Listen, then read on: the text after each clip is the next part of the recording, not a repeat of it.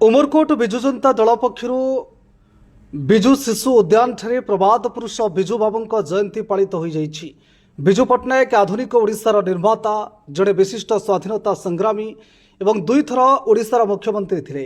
कटक रे जन्मित विजु बाबू तंकर निर्भीक व्यक्तित्व, शिल्पायन एवं ओडिया अस्मिता पई भूमिपुत्र भावे बेस जनाशुना, जी भारत, रूस और इंडोनेशियार सम्मान पाइथिले।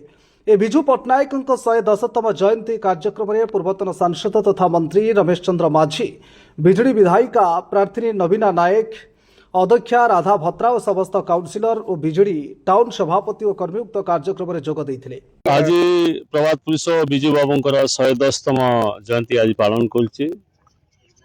ग्रामांचल आरंभ कर दिल्ली पर्यंत विभिन्न स्तर में विभिन्न जगार आज पालन करा होची। प्रभात पुरुष विजु बाबू जड़े व्यक्ति नथिले, से जड़े अनुष्ठान थिले। तेणु से भली जड़े व्यक्ति जे कि प्रथमे जड़े शिल्पपति, परवर्ती समय राजनेता, केंद्र मंत्री एवं परवर्ती समय राज्यर मुख्यमंत्री एवं द्वितीय थर पर मुख्यमंत्री 1990 मसीह से ही थिले। तेणु तांको समय ओडिशार 13टा जिला को आम 30टा जिला रूपांतरित होती। ग्रामांचल जदि विकास जदि होती, उचित सम्मान एवं विशेषकर महिला मान 33% जो रिजर्वेशन संरक्षण व्यवस्था त्रिस्तरीय पंचायत राज विजु बाबू समय ही होता। तेणु तल स्तर में जदि आम देखा गोटे भल सरकार एवं सुवर्ण युग जहाँ को कहुए विजु बाबू समय को, तेणु से भली जड़े व्यक्ति को आज दिवस आदि श्रद्धासुमन अर्पण कर डिमांड विजु बाबू को भारत रत्न निश्चित भाव में केंद्र सरकार दवा कथा। जयंती आम जिते संख्या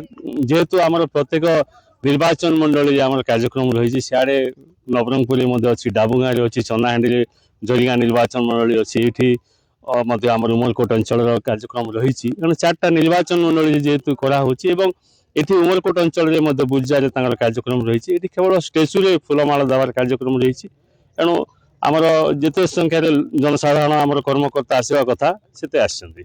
उमरकोट मामनी चक्रवर्ती रिपोर्ट, संस्कार ओडिशा लाइव।